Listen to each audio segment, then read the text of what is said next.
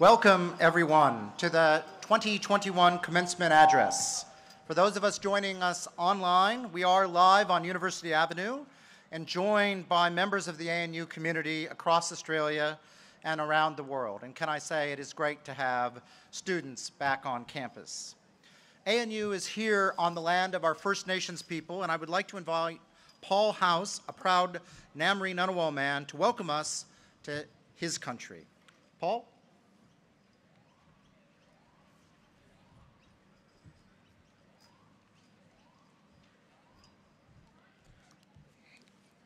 Wurrugawurri, Brian. Thank you very much. Jumburu Buru Marambang, Maranya Mayin. Good morning, everyone. Baladu Yaba, Nyambri Wogalu, Wiradri Niang. I'm speaking Nyambri Wogalu, Wiradri language, Mijimbolda, Paul House Girawa. My name is Paul House Girawa. I was born here at the centre of my ancestral country, the old Canberra Hospital. Nyari Marambang, Buluningi, Maranya Buru. It's good to see everyone here today. Yilangalangbu, Gibabango Wogabu, Migabo, Dera Nilbang Maranya. Ladies and gentlemen, young men, young women, distinguished guests, Professor Brian Smith, Yawura man, Mr. Peter Yu, Nyari Njamali, Nyambri, Gamal, Wogalu, Wallabalo, Anunawa, Mujigang, Yanambu, Jandu. My respects to Nyambri, Gamal, Wogalu, Wallabaloa, elders past and present. Nyari and Jamarabu, Mujigango, Nurangap, Banji Guru. My respects to all people and all elders from all parts of the country here today. Nyambri Nunawa, Maranya Gaim Banya Ninyoga Nurumbango Dara. Nyambri Nunawa people welcome you all to country. Yinjamara, Yinjamalgiri, Yinjamarabu. Respecting, respectful. Mambawara Naminyagu, Wujabaginya, Wudadaragu, Winingala, Gubaligu. Looking to see and listening to hear and learning to understand. Yinjamara, Magagiri, Biringa, Bogongu, Dirinda. Respect can be found in the journey of the Bogong moths in the mountains. Yinjamara, Bala Wallam Wanga Dabu, Muran Maran Dabu, Bamuyu, Gurungambira. Respect can be found in the grinding stones and the carved trees made long ago on country. Yinjamara, Balabira, Binabira, Wurawin, Nyamba Nuna Wadara. Respect can be found in the rivers, quietly moving through Yambri Ngunnawal country. This welcome to country is made in the spirit of peace and a desire for harmony for all peoples of the modern ACT and surrounds. And our main aim as local custodians is to establish an atmosphere of mutual respect through the acknowledgement of our ancestors and the recognition of our rights to declare our special place in the pre- and post-contact of the region. We warmly welcome everyone now living, working, visiting and studying on our ancestral country. We've cared for Mother Earth since the dawn of time, and evidence of our statehood, our sovereignty, our ownership can be seen everywhere throughout the land. Our signature is in the land, not just our DNA. In taking care of country is important to us all. Muran Waginya Yinjamara Muran Muro Wuran Biradara. A respectful way of life cares for country. Yinjamara Maramara Ni and Yinyagiramar Maranya. Respect shapes us and lifts up the people. Yinjamara Wiram Bida Marando Gobo, Wiram Bida Giyira Gobo, Wiram Bida Yando Gobo. Respect is taking responsibility for the now, the past and the present. The law of the land talks about giving respect and honour to all people in all parts of the country. Giving honour, being patient, being polite, being gentle, and then people will respect you. Remember, under the concrete and the steel and glass of our cities and our country towns, there's a rich, powerful First Nation history in this land. A shared history, now a shared history that belongs to all of us. We all have a responsibility in looking after country. The more we look after the land and the rivers, the more the land and the rivers look after us. So in conclusion, it's great to see everyone here and here at the ANU moving forward with education an opportunity to move forward into your future, into your career, into study and future. Very important. On behalf of my mother, Dr. Auntie Matilda House, and all our matriarchs and patriarchs here on country, and in the spirit of peace and reconciliation, I'd like to say Gurabari, welcome, welcome, and Wurrugawurri, thank you.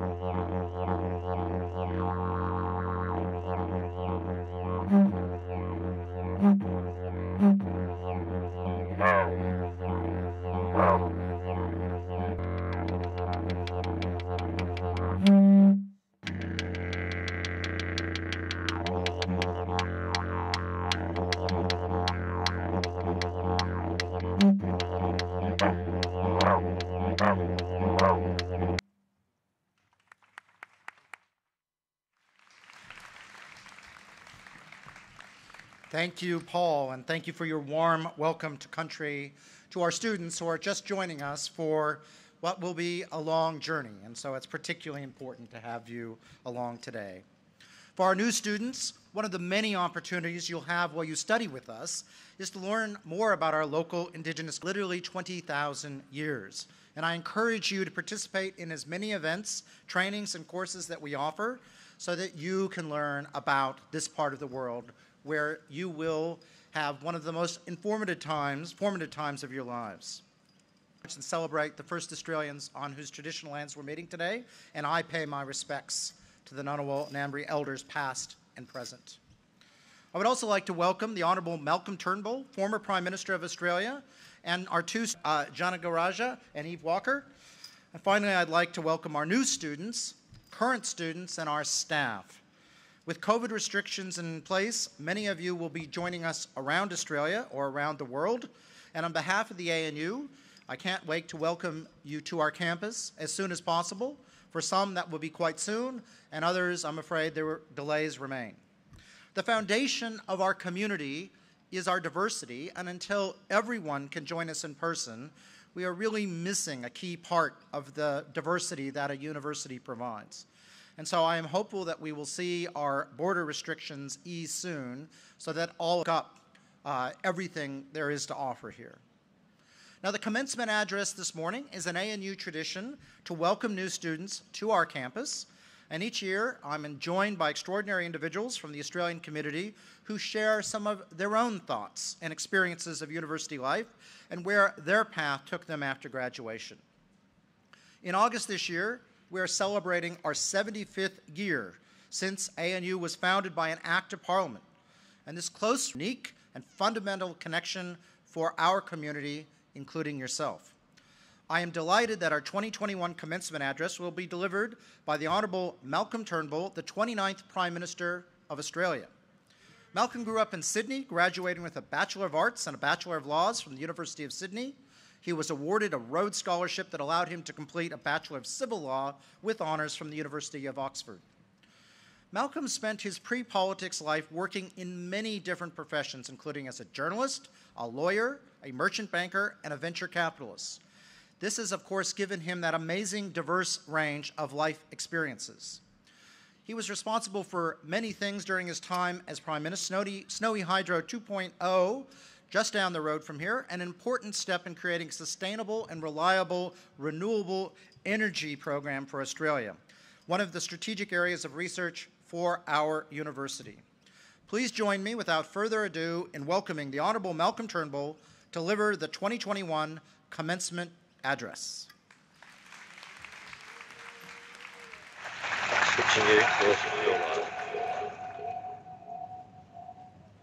Well, thank you very much, Vice-Chancellor. Yangu galanyin nalawiri, dani nanawal dara, wangara lin jinyin, maran bulan bugarabang. We're gathered on Ngunnawal land and we acknowledge and honour their elders, past and present. Firstly, please accept my congratulations and the talent to be accepted by the Australian National University, to which, of course, I offer a happy 75th birthday message as well. You're joining one of the finest universities, not just in Australia, but in the world. Now, I began with country in the Ngunnawal language, who are the traditional custodians of this Canberra district. Recovering that language and how it became the first Australian Indigenous language spoken by an Australian Prime Minister in the House of Representatives is a fascinating story, which I won't detain us with today. But if I may give you a good piece of local Canberra, be sure to visit and get to know the Australian Institute of Aboriginal and Torres Strait Islander Studies, AATSIS. It's a remarkable centre for research on our First Nations cultures and has been particularly good at recording, recovering and promoting the languages of Australia. Before European settlement, there were over 300 distinct Indigenous languages in Australia, each as different from the other as Hungarian is from English. Regrettably, AATSIS has a very low profile. Indeed, to my great surprise, I was the first Prime Minister to visit it. Make sure to check it out. Typically attended a university in their own city, as I did at the University of Sydney. This is distinct from the experience in many other countries where students go to university somewhere else. And the university experience is consequently much more of a watershed in leaving home, even if temporarily. However, the ads from right across Australia, and that coupled with a large overseas student cohort means you'll be joining classes with students from many different places in Australia and around the world. So I want to encourage you to take a keen interest in getting to know your classmates, where they come from, their life stories, their cultures, values and interests. In other words, even if you're not taking any classes in anthropology, make sure to engage in amateur anthropology and learn as much as you can about your fellows. Now, curiosity, after all, is at the very heart of scholarship and research. Your Chancellor, our dear friend Julie Bishop, used to be interested in innovation was because I got bored quickly. Julie's wit is as dry as her human insights are keen. So as someone who remains restlessly curious, I want to encourage you to be especially so here. You're in the best place in the world to learn new things and meet new people. Now, I know that most of us nowadays do most of our research in front of a screen, but don't forget that the say to anyone is to ask them to share their knowledge with you. All too often, especially when we're young, we try hard to demonstrate how much we know. Far better to approach those more knowledgeable with a beguilingly innocent request for assistance. Keep asking questions. All my life, including when I was Prime Minister, I did my best to find people who knew a lot about things I wanted to learn about. I've always taken notes, and in the last decade or so on tablets and computers. That was a great benefit because my handwriting is illegible, even to me. One of the most useful things I learnt as a 17-year-old was how to type. Of course, everyone can do that nowadays. It wasn't so common in my youth. And don't just limit yourself to the academics here at the university. There are a lot of very smart people in Canberra. Some of them, this may surprise you, are politicians. Now, a lot of us are sure of being knocked back. Don't worry about that.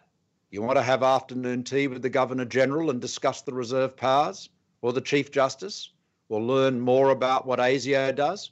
Ask them. Be asked, and if they say no, you're no worse off. If they're too busy to see you, they may recommend someone else. Very, very few people if asked to share their knowledge or experience, will just tell you to buzz off. And remember, very often the people who know the most are not at the top of an organisation. When we were in opposition, and I was doing my research on broadband technologies and deployment, I'm executives and chairman, and instead connected with the engineers and designers who were actually doing the work. Either way, a good lesson for life is this: if you don't ask, you don't get. So don't be afraid to keep asking questions, and you'll meet a lot of new people, and you'll also learn a lot as well. Now, one of the most important and enduring initiatives, as the Vice-Chancellor observed, of my time as PM, came from my asking smart people lots of questions about a subject I wanted to, was the storage of renewable energy. Now, as we all know, the cost of producing electricity from wind and solar photovoltaics is getting cheaper all the time. The cost per watt of a PV module has declined by about 90% over the last decade. And thanks to a lot of great renew, that trend is continuing. But of course, the wind doesn't blow and the sun doesn't shine all the time. So how do you store large amounts of variable renewable energy? Well, by late 2016, I was very focused on this. There'd been a major, partly because of a failure to put in place storage to back up the state's growing wind and solar production. And so I spoke to a lot of people. You can read more about that in my book, A Bigger Picture, if it interests you. But one of the people I spoke to, and more importantly listened to, was Professor Andrew Blakers of your university. He's been a world leader in the way in which pumped hydro storage is conceived.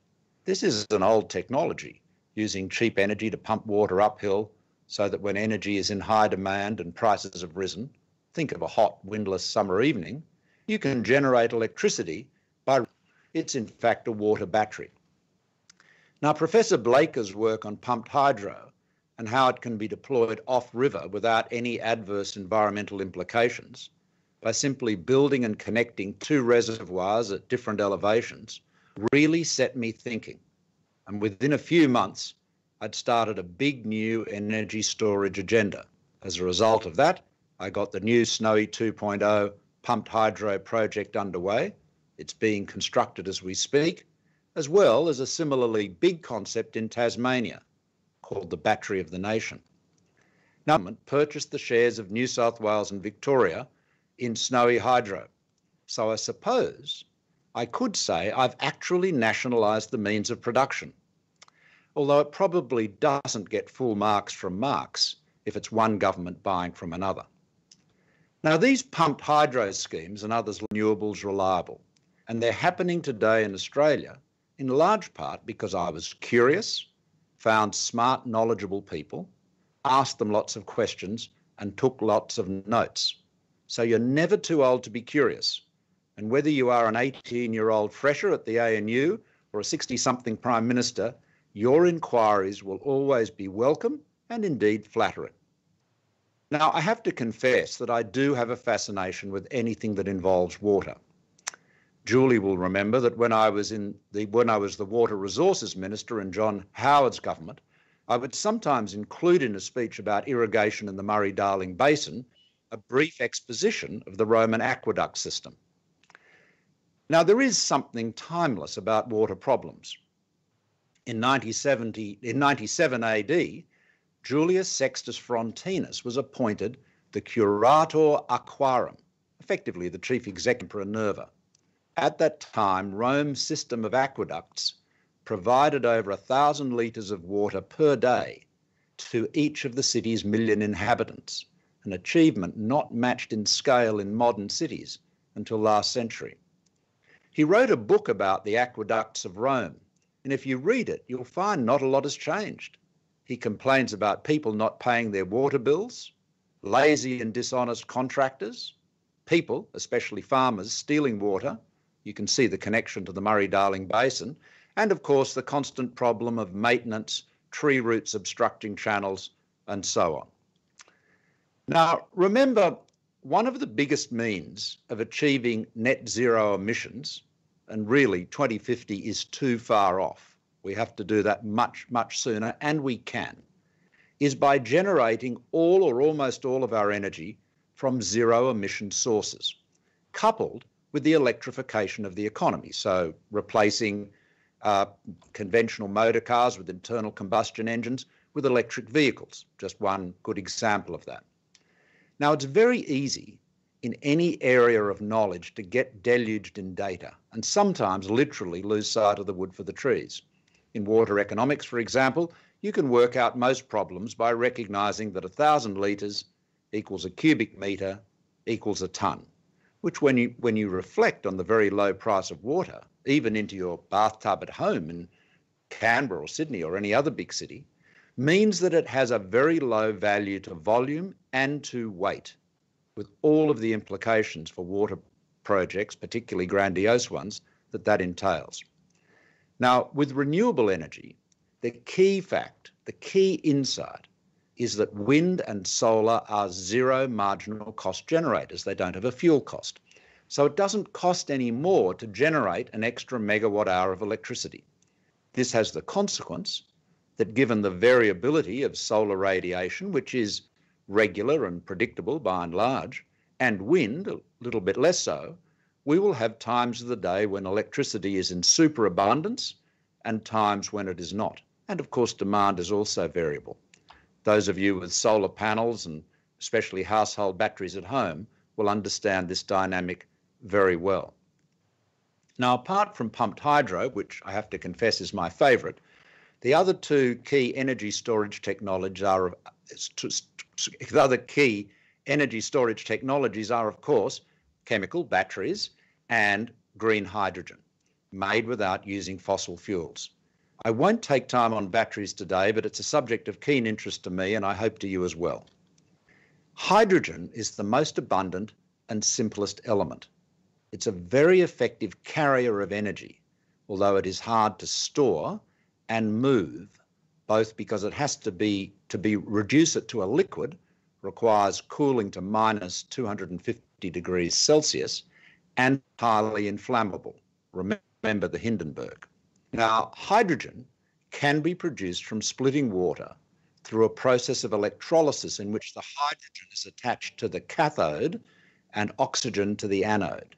The feasibility of this process, for which there are several techniques, was well established by the 19th century, but it has yet to be optimised on an industrial scale, and costs remain relatively high. However, the attraction of making green hydrogen from abundant renewable energy is a really compelling one. Indeed, it's probably the single most important technological challenge in the battle against global warming. Hydrogen can be used as a fuel to drive a turbine when the sun goes down, can be used as a transport fuel via a fuel cell, which is effectively electrolysis in reverse, and that can be readily deployed on the land and sea, on vehicles and ships, and prospectively in aviation as well. Hydrogen can also be used to replace coal in steelmaking. In today's blast furnaces, the oxygen in iron ore, ferrous oxide, combines with the carbon in coal and coke and escapes as carbon dioxide, which is why steelmaking is about 8% of global greenhouse gas emissions. But if hydrogen is used instead of coal, the oxygen is similarly driven off, but when it combines with the hydrogen, it escapes as steam, H2O, water. Now, the first thing that green hydrogen requires is cheap electricity. That's more available all the time. You'll have seen a number of big renewable energy projects in northern Australia are planning to use abundant solar energy to make green hydrogen. The bigger challenge, the bigger technical challenge, is to reduce the cost of electrolysis, the process itself. Now, the goal is to achieve a cost of $2 a kilogram of hydrogen, which would make it competitive with fossil fuel sources on a straight economic basis and without applying a carbon cost, as obviously one should, to the use of fossil fuels. So that's a big challenge and a big objective. It's the target of many countries' hydrogen strategies, including our own, but it's some way off. Now, you will have seen Andrew Forrest, the founder of the iron ore giant Fortescue Metals Group, has made it his mission to deliver on a vast industrial scale, commercially viable green hydrogen. With Australia's enormous endowment of solar energy and some of the best terrestrial wind energy sources, we do have both the opportunity and responsibility to bring green hydrogen to commercial reality. Our planet's survival literally may well depend on it. Now, these are some of my passions, but they're just a few of the things you can learn about here at the ANU. Challenges are in abundance. Climate change we've touched on, but there remains COVID, of course, and the pandemic's yet to come, not to speak of the threats to democracy from populist authoritarianism. So much to think and learn about. So enjoy and revel in the opportunities you have here. There has never been a more exciting time to be at the ANU. Be bold, keep your minds and ears open, and remember, keep asking questions and taking notes. Soak up the stories so far, and then with courage and imagination, write your own stories. And if you do that, as the Chancellor will tell you, you will never be bored. Thank you very much.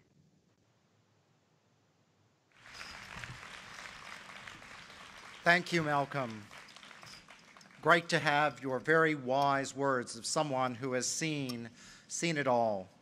I note the basic advice to our students of making sure you take in everything here, and your then reflections on this grand challenge that we have as a nation and as a world around essentially electrifying our economy, getting out into a low or no greenhouse gas future. ANU, of course, is working on this, and you mentioned some of the ways, and we are partners in the largest renewable energy project up in the Pilbara that combines wind, it combines solar, it combines exporting to Southeast Asia, it combines working with the First Nations members of the land up in there to constructively create a new industry for Australia. So no matter what you're studying here, all 7 colleges are related and involved in that work. It involves and cuts across everything that we do. And so when Malcolm suggests that you need to go out and listen, do that for your own good. Don't be a one-trick pony. You can see the rich life that former Prime Minister had, and it is that rich life that allowed him to achieve what he has in the past and what he will in the future. So I encourage you, even those who want to be the next Prime Minister of Australia, to have that breadth like Malcolm has had, because it will serve you well.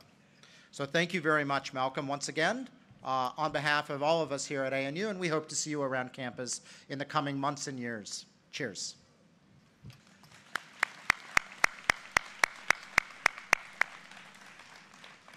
I would now like to invite our 2 student presidents to welcome you to ANU. Our student presidents represent student voices, both on the ANU Council and across a range of meetings and committees. The student associations have also coordinated a number of orientation events, and they'll continue to run events, workshops, campaigns, etc., all to support your time at ANU. We really see it as a partnership. And so we're first going to hear from Madhu Janagaraja. She is the 2021 president of the Undergraduate Association, known as ANUSA. She is completing her Bachelor of Science Psychology and has been an active member of ANUSA since 2018. She has a keen passion for community work and advocacy, primarily through her involvement with various ACT-based non-government organizations. And she hopes to pursue further study as a clinical psychologist working directly in the local community. Thank you, Madhu.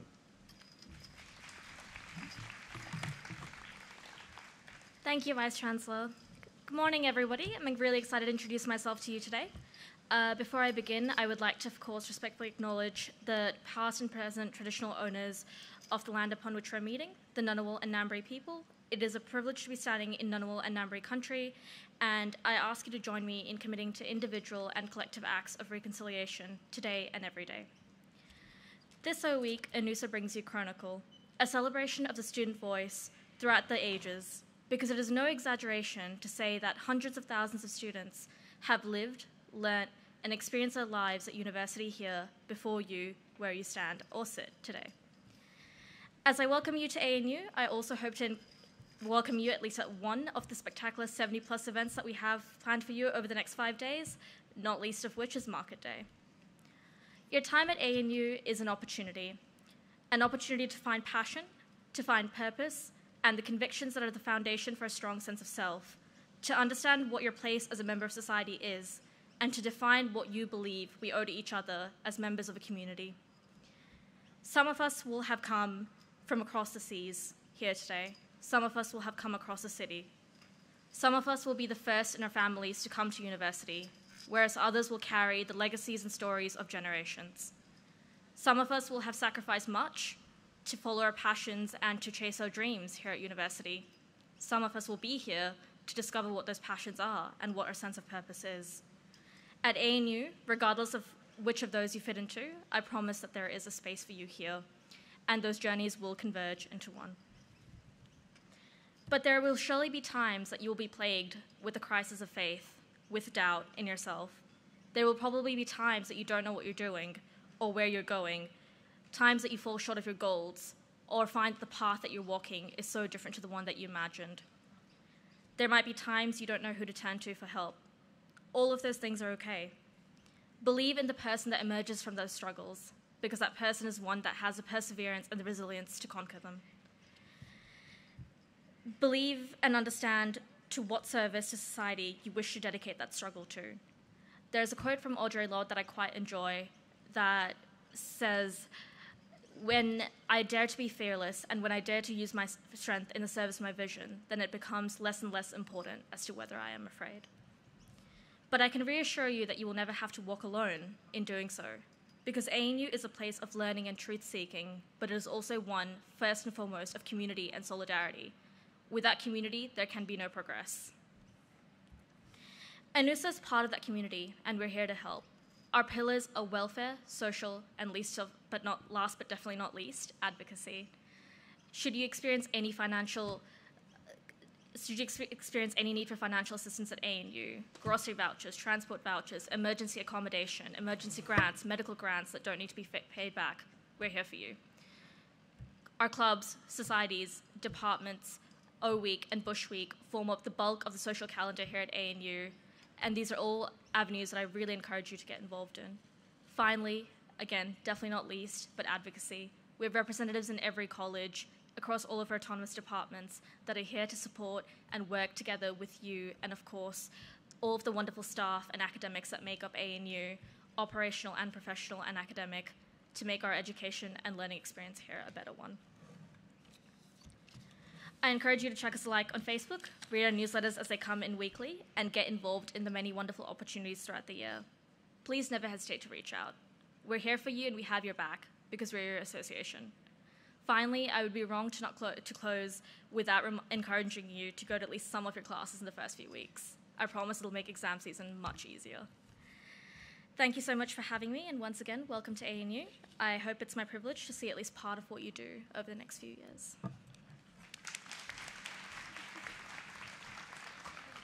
Thank you, Madhu, and thank you for being such a great partner. You and your colleagues in ANUSA really are an important part of this university. And as you reminded Council, that ANUSA and PARSA oversee more clubs and societies here at ANU than any other university in the Southern Hemisphere, which is quite remarkable because we're also one of the smallest universities in Australia with respect to our students. So there's a lot to do. I next would like to invite Eve Walker, president of our postgraduate association, known as PARSA, to speak. Eve is a second-year Juris Doctor student with a background in political science and history. In 2018, Eve was granted a new Colombo Scholarship to complete her final year of undergraduate studies at the University of Hong Kong, which has been quite an experience. Thank you, Eve.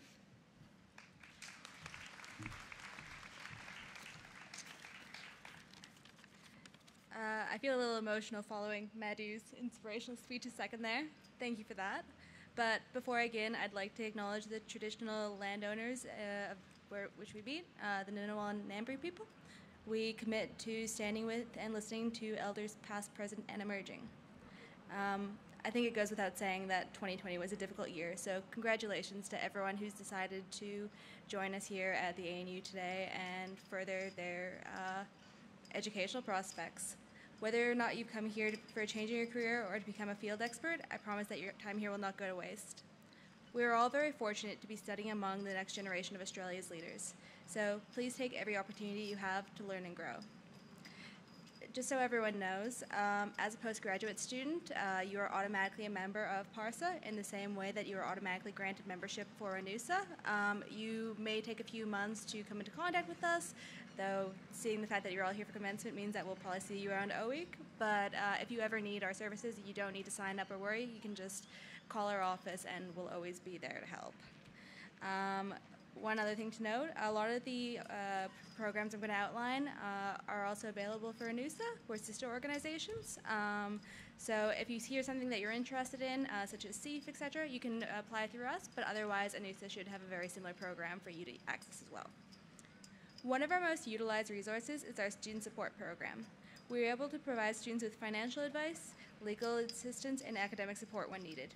If you feel as if you've been treated unfairly by a professor, our professional staff would be more than willing to discuss or sit in with discussions with the university. Same as if you have any issues with plagiarism or you just feel like you need some form of external support. As elected representatives, many of us sit on committees and workshop groups with key stakeholders at the ANU. Voicing the concerns of students at these meetings is incredibly important. For staff members cannot be expected to know what's happening at every level of the university without us. Effective consultation benefits everyone. Among PhD candidates, our Shut Up and Write program is incredibly popular. It provides an outlet for students to workshop their thesis in a comfortable environment among food and friends as well. I know everyone loves the dinner time sessions.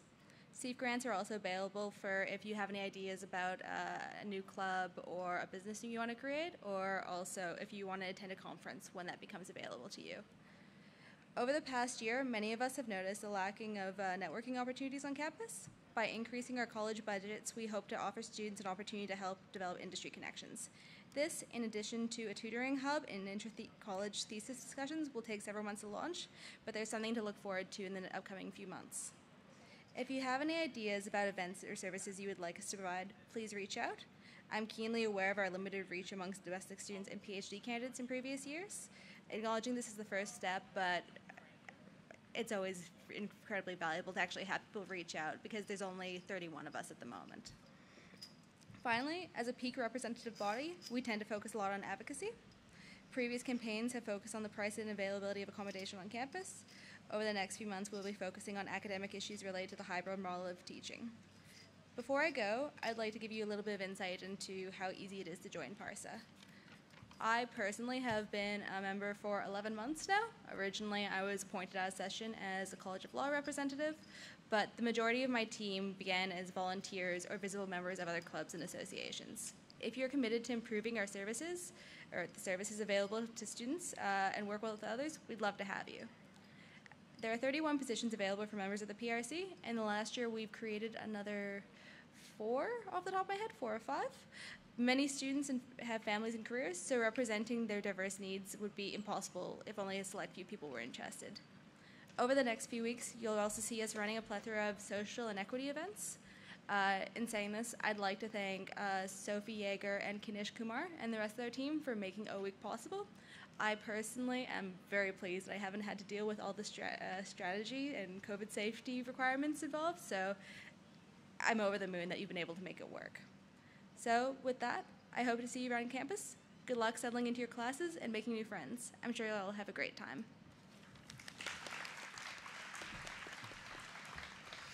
Thank you, Eve. And as Eve has said, there's a lot of places that everyone can contribute and help be part of this great community. To our new students, this should be one of the most exciting weeks of your lives. For our current staff and students, it is a chance for us to welcome you into our community. ANU changed my life when I arrived here back in 1995, and it will change your life. It's a community you are a member of now and forever, and it will serve as a foundation to many things that you do in the future. But ultimately, you make your own journey and it's here to provide you the support you need to get where you want in life.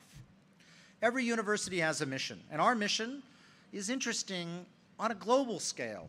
That is, we have this place here in Canberra, 6 minutes away from Parliament House, and we were created to help Australia emerge out of World War II and become a prosperous nation. If you think about right now, one of the biggest shocks the world has seen since World War II, ANU is once again here to help Australia, the region, and the world emerge from a very challenging time. And whether or not you realize it now, in getting your education, you will become the people who go out and change the world and make it better. So I know right now when you're just starting, doesn't feel like it's going to be you. It's got to be someone, and the world is looking to you. So we were created to sort of be the first place that a research-led university in Australia. And now we're, of course, not the only place that does it, but ANU helped bring that to Australia. At present, as I said earlier, we are a university that is different. The student body here is smaller and more diverse geographically than any other university in Australia. And that gives you a chance to meet and connect with all sorts of people working on just about anything imaginable. We have the ability to connect you not just with Australia, not just the region, but globally. And that is the other thing that you gain. So it's a very special opportunity that you are given and only a few people get. We are also a community that connects from the students all the way up to the Vice-Chancellor. And that's one of the things afforded by our scale. You will see me and other members of staff wandering around campus, perhaps going and getting a coffee, or any number of things, and I encourage you to reach out and say hello, have a conversation. We love doing that. As Malcolm Turnbull said, we should be prepared, all of you should be prepared to go out and reach out to everyone else, not just on our campus, but around campus, or around Canberra. And in doing so, you might even ask me or members of the staff to help you. Why not, if you're going to have a conversation with the Governor General, actually involve your classmates as well? We can help organize. It's a partnership. And we are here to help you as much as you, you are here to help us as much as we are to help you. So our campus is a melting pot. And I really do want you to be part of it. And it will be daunting, but you will start meeting people that are a lot like you and very, very different. Being part of the community at ANU means, though, that you need to understand what and how we work. So our campus absolutely has to be a place that is safe for everyone in our community. And that means everyone has a role in fostering that environment built on respect. I want you to think now into the future. I want you to channel Aretha Franklin, R-E-S-P-E-C-T. If you put that at the core of your thoughts, there will not be problems. The place where things break down is where we don't respect each other. And you can break it down to that one word. Listen to Paul Howes in his language of the people who have been here for 20,000 years. It was all around respect. And if you can get that one thing right your entire time here, I promise you it'll make all the difference, not just to you, but to people around you. We each have the responsibility to behave respectfully towards our peers, our teachers, our visitors. If you treat people with the respect you want to be treated, there's really nothing that's going to go wrong. So our community is committed to providing opportunity equal to everyone, no matter where they come from, what their beliefs or culture are. Everything that is legal and respectful is allowed here. Everything. It's a very simple message. By coming here, you are part of this community and you're agreeing to uphold and be part of this culture. But to respectfully call out behaviors when you see things that fall short of these expectations, that is also part of your job. You can't just turn a blind eye. You have to call out things that aren't right. I know this is hard to do, but it's the right thing, And if you do call something out, your peers will back you. That happens again and again and again and again. So on a very somber note in this area, every year we have way too many of our students experience sexual violence from another student. If we all respect each other, this will not happen. On campus, we have established the Respectful Relationships Unit, which is a leading group in the sector. The unit is focused on education and training, but also to support for survivors. And I'm very proud of the work Sue Webick, and Sue, you can wave your hand, I see you by the tree, and her team do in our community. And I know from meeting survivors that the unit changes lives. I hope you never need to access the support services, but know that if you do, you will be well supported. It's a heavy topic of conversation for your first week, I know that, but we cannot make change if we do not address it up front. So I want you to think about that respect straight up front. With all things in life, opportunity comes with that responsibility. Today is the start of what should be, as I said earlier, one of the most important chapters of your life. Savor it. Approach it with verve. These are the days you will remember for the rest of your life. And every one of us here who is a past student can remember that first day at university, the first week. My first day is a little different than yours. I arrived in Tucson, Arizona from Anchorage, Alaska, Tucson being one of the hottest places in the United States and Alaska being one of the coldest. I arrived in 1985, and the day I arrived, the University of Arizona was named Playboy Party School of the Year. The 1980s classic Revenge of the Nerds was being literally shot on campus. And as one of the crew told me, the reason they were there is because they literally didn't have to build a set. It just came out as described. Now, I'm proud to say Arizona cleaned its act up over the coming years because it was not clean when I got there. But wow, it was not what I was expecting. I promise you that you're not going to quite get that here. You're going to get an amazing intellectual environment, but you will also have a good time here. But your good time will be based around respect, which I'm afraid was not always in place at Arizona when I arrived. While you are here, you're going to meet people who see the world just like you do. Many of you will finally meet people who are just like, wow, this is the person I've been waiting for my entire life. But you're also going to meet people who are completely different, who are really, really smart and you really, really disagree with. That's good. What one of your goals should be, as Malcolm Turnbull suggested, is to meet people from all sorts of backgrounds and learn and understand. Don't just go into your little shell of who and what you are, what you already believe. Expand your horizons. You will meet people who inspire you, and in this, you will end up being able to be a better person yourself who has a better understanding of what's possible in the world. You are literally here going to meet people who are going to change the world. We don't know who it is now. You might be the person who changes the world, and everyone today says, oh, I sat next to them at commencement, because people here will change the world. When I look back at my time, I met my wife while we were doing our PhDs, and I remember her complaining about this group of basketball players when she was teaching aerobics, that she had to forcibly literally get off the court each day. One of those people was Barack Obama. The person she was teaching aerobics with, and she was also the person she was the economics advisor, undergraduate advisor to, was Sheryl Sandberg, the COO of Facebook. That's going to happen to you too. I know it seems crazy, but it happens. People went to school with Kevin Rudd here, saw the Midnight Oils play here on campus. You're seeing CEOs, you're seeing high court justices, you're seeing leaders of foreign countries. That happens here. And the journey is the important bit.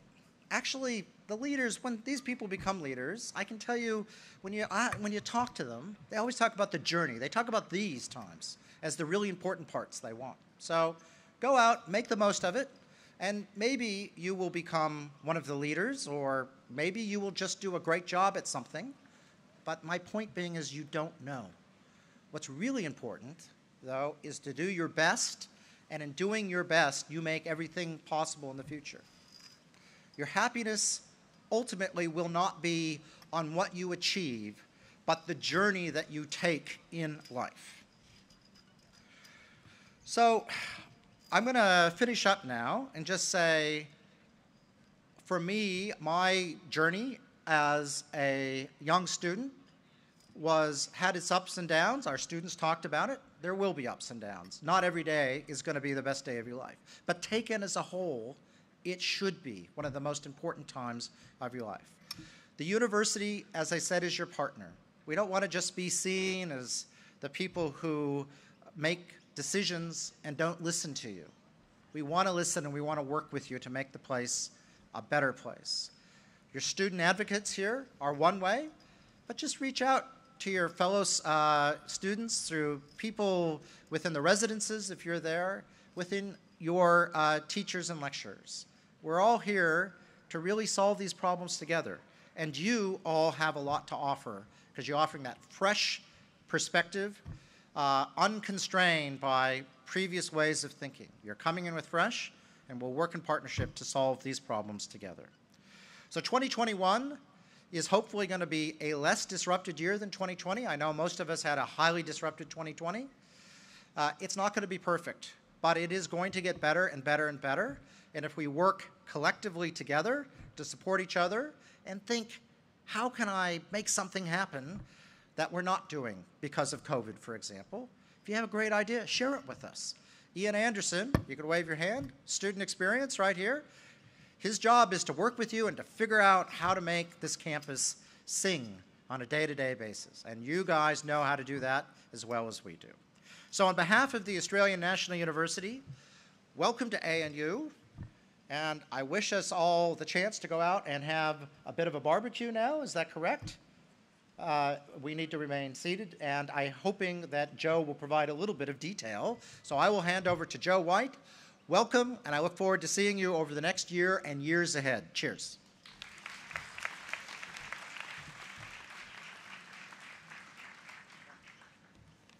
Thanks, Brian. Thank you, everyone. To ensure a COVID-safe environment, we must abide by ACT Health guidelines. Please listen carefully to the following instructions. If you don't have a wristband or a small piece of coloured tape or you don't want to stay for the barbecue, please leave now.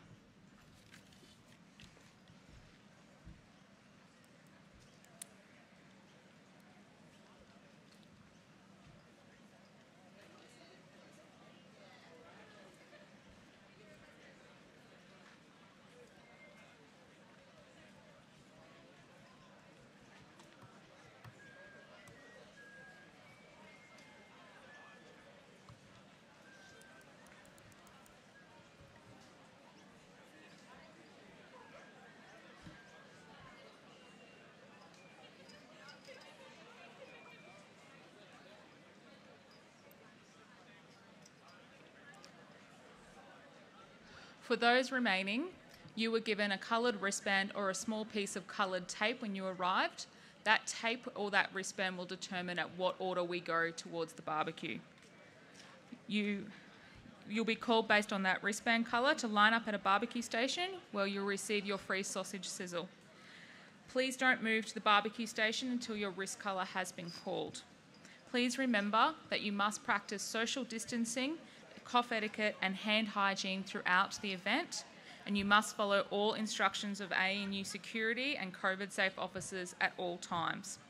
If you were given a gold piece of tape, please make your way towards the barbecue at the exits at the back of the fencing, please.